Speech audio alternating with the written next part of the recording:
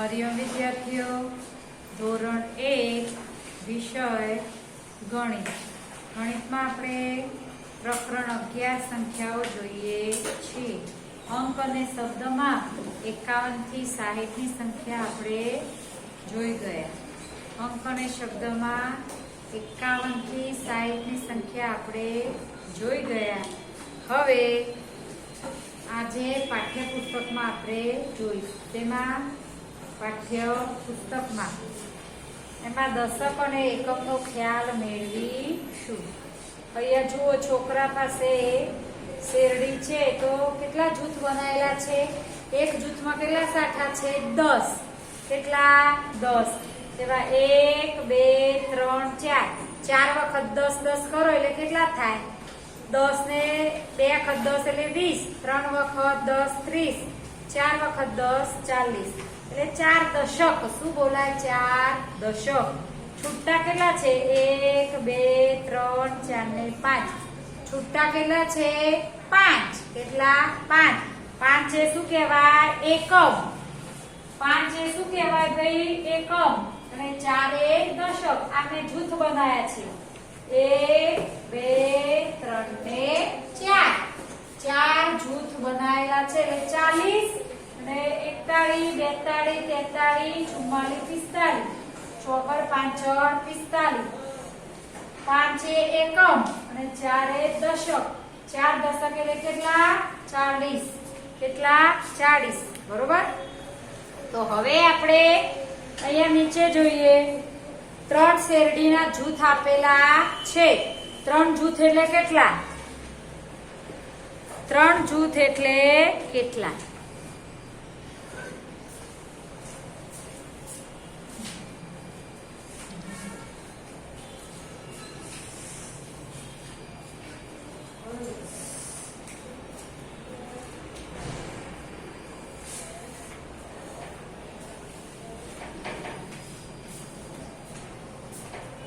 તો ખ્યાલ આવ્યો? અહીંયા શું આપેલું છે આપણને? 3 જૂથ આપેલા છે. કેટલા? 1 2 3 4 5 6 7 8 9 10. આવા 3 જૂથ. 9 10.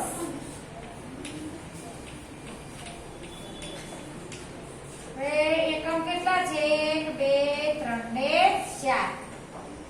તો 1 2 3 4. 4 એ શું છે? એકમ. ને 1 2 3 3 જૂથ એટલે 3 દશક. એટલે અહીંયા 3 દશક મૂક્યા. 1 દશક એટલે 10. 2 દશક એટલે 20 અને 3 દશક એટલે 20. એટલે 30 માં 4 ઉમેરીએ તો શું થાય? તગડ ચોગડ 34. તમારે આ રાઉન્ડ વાળું ખાનું પૂરવાનું છે તો 34 થાય. કેટલા? ત્રગડ ચોગડ 34. બરોબર.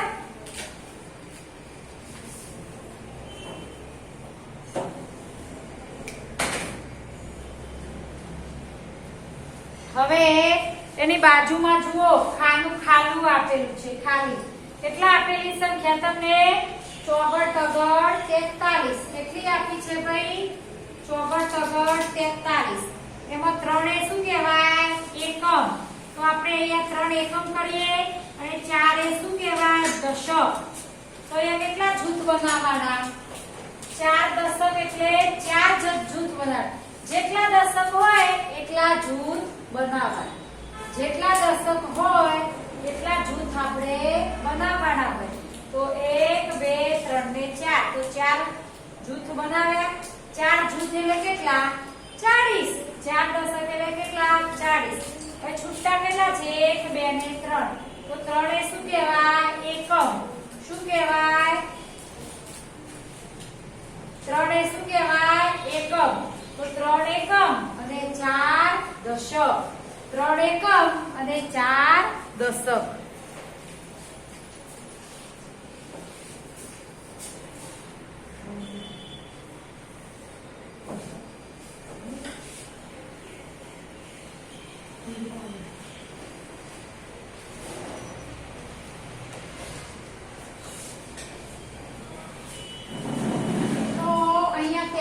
આપેલા હતા એટલે 3 એકમ. તો આપણે 3 છૂટા કર્યા અને 4 દશક એટલે 4 જૂથ બનાવવાના. જેટલા દશક હોય એટલા જૂથ આપેલા હોય. ચોગડ તગડ 43. હવે અહીંયા જુઓ કે છે 34 ની નીચેનું ખાનું. કેટલા આપેલા છે ભાઈ તમને?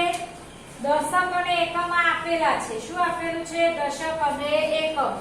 તો કેટલા જૂથ છે? 1 2 3 4. 4 જૂથ એટલે 4 દશક. અલગ કેટલા છે? 1 2 3 4 5 6.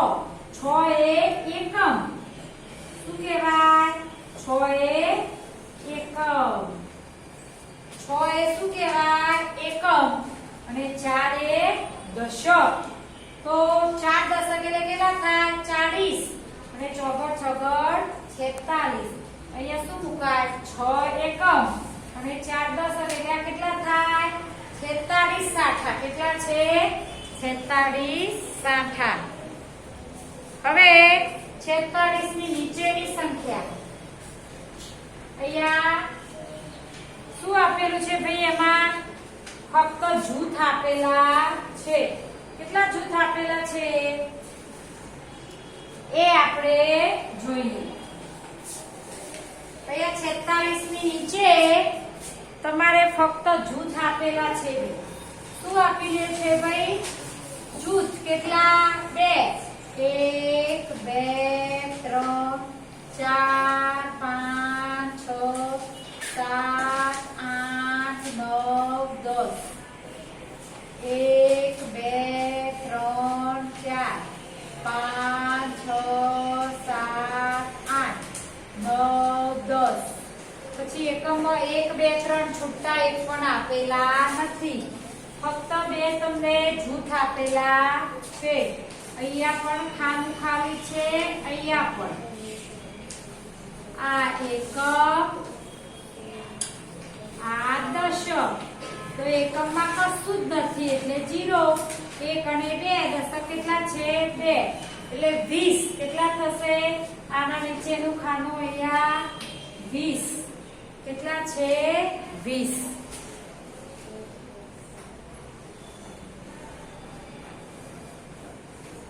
હવે આ બાજુનું છેલ્લું ખાનું.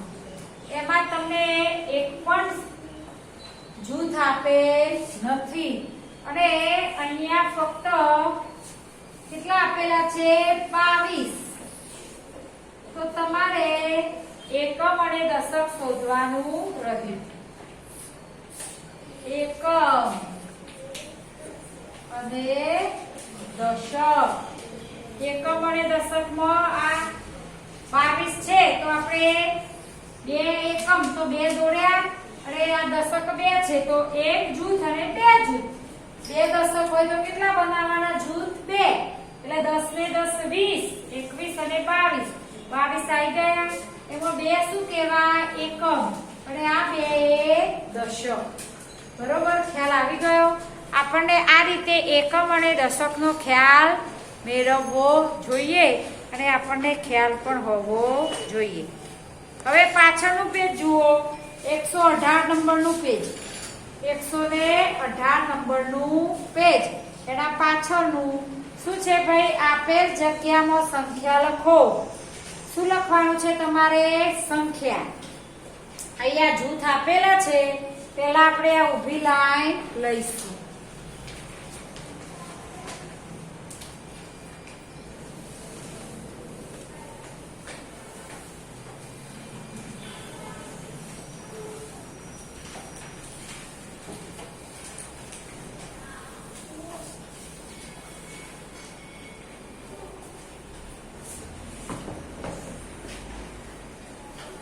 અહીંયા તમને 1 આપેલો છે અને જૂથ કેટલા આપેલા છે?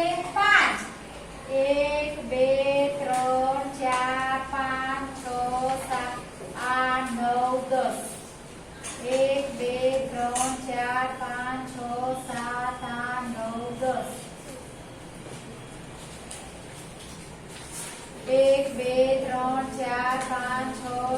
8 9 10. 1 2 3 4 5 6 7 8 9 10. 1 2 3 4 5 6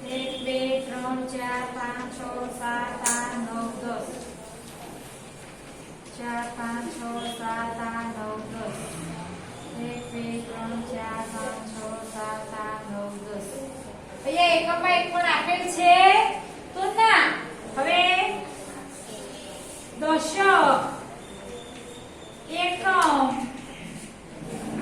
દશક અને એકમ તો એકમમાં તો કશું જ નથી હવે કેટલા છે દશક 1 2 3 4 5 6 7 8 તો 8 છે દશક અને એકમમાં કશું છે નહીં છૂટો તો 80 આઠરે મીંડે 80 ચાલ આવ્યો આઠરે મીંડે 80 હવે એની નીચે જુઓ કેટલા જૂથ આપેલા છે 7 કેટલા આપેલા છે અહીંયા 7 1 2 3 4 5 6 7 8 9 9 આપેલા છે કેટલા 9 અને એક એકમ શું આપેલું છે એક એકમ તો દશક અને એકમમાં શું લખશું ઉપર 9 જૂથ તમને બનાવેલા છે બરોબર આપણે જૂથ દોરવાની જરૂર નથી એકમ અને દશક તમને જૂથ કેટલા આપેલા છે 9 તો દશકમાં કેટલા લખ્યા 9 અને અલગ કેટલા આપેલ છે 1 તો અહીંયા કેટલા લખશું 1 એ એકમ અને 9 એ દશક 9 જૂથ એટલે એક જૂથમાં કેટલા શાખા છે 10 કેટલા 10 બરોબર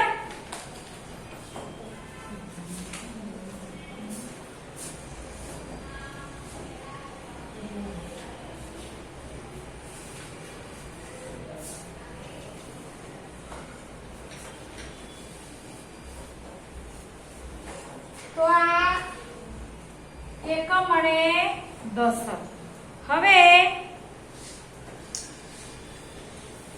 9 દશક એટલે 90 અને એક ઉમેરો 90 માં એટલે કેટલા થાય 91 કેટલા થાય 91 9 પર 91 હવે બાજુ પર જોઈએ કેટલા જૂથ આપેલા છે ભાઈ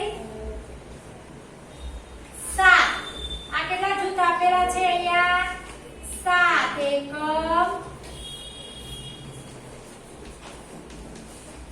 અને દશક આ બાજુ પહેલા જુઓ તો કેટલા જૂથ આપેલા છે તમને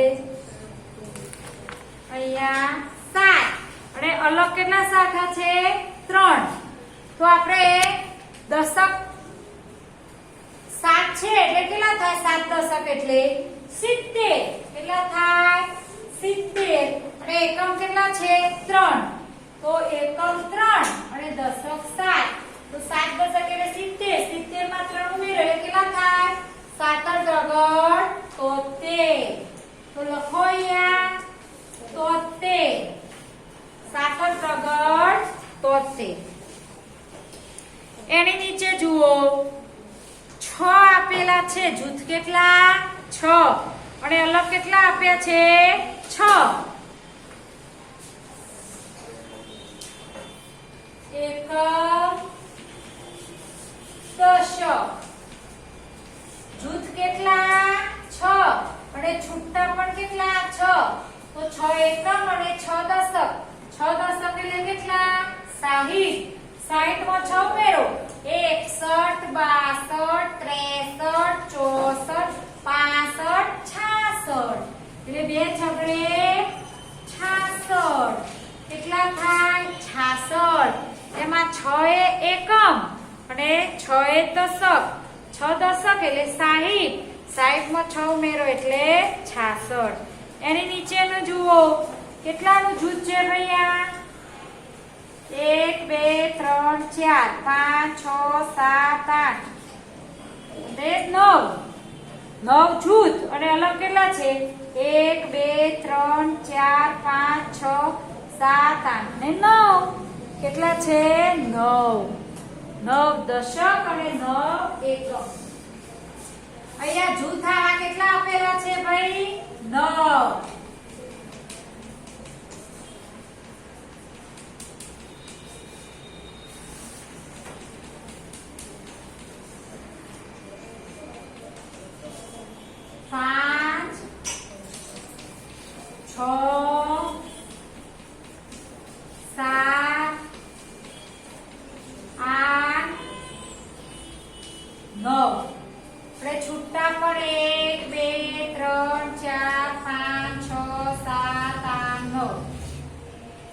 એકમ, દશક. એકમ કેટલા? 9. દશક કેટલા? 9.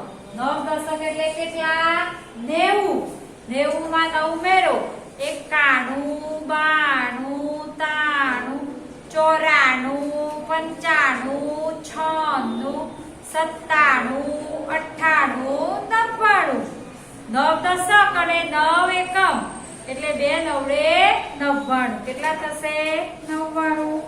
એની નીચેનો જુઓ છેલ્લે 1 2 3 4 5 6 7. કેટલા જૂથ આપેલા છે? 7. કેટલા જૂથ આપેલા છે? 7. અને એકમ 1 2 3 4. 4 છૂટા છે તો 4 છૂટા એટલે 4 એકમ અને 7 દશક. શું દર્શાવશો અહીંયા? એકમ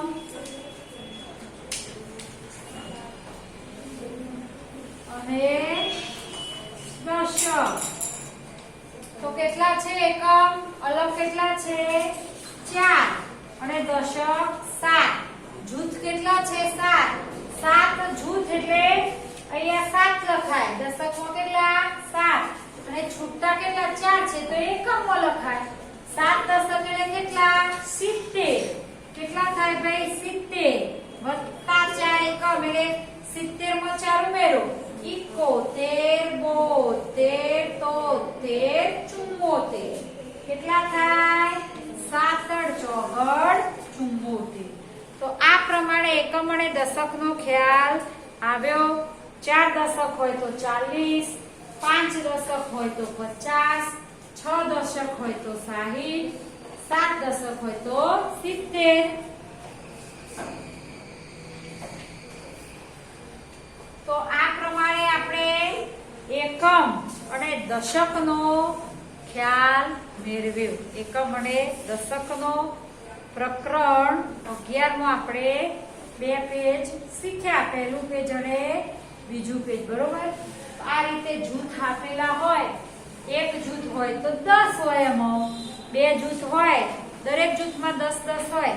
2 જૂથ હોય તો 20, 3 જૂથ હોય તો 30, 4 જૂથ હોય તો 40, 5 જૂથ હોય તો 50, 6 જૂથ હોય તો 60, 7 જૂથ હોય તો 70, 8 જૂથ હોય તો 80, 9 જૂથ હોય તો 90, 10 જૂથ હોય એટલે 10 દશક થાય. 10 દશક એટલે 100. કેટલા થશે? 100. બરોબર? તો આપણે એકમ દશકનો ખ્યાલ કે આ 74 છે એમાં 4 એ શું કહેવાય? એકમ અને 7 એ દશક. 4 એ એકમ અને 7 એ દશક. 7 દશક એટલે 70 વત્તા 4. 70 માં 4 ઉમેરીએ તો કેટલા થાય? 74. 70 માં 4 ઉમેરીએ એટલે 74.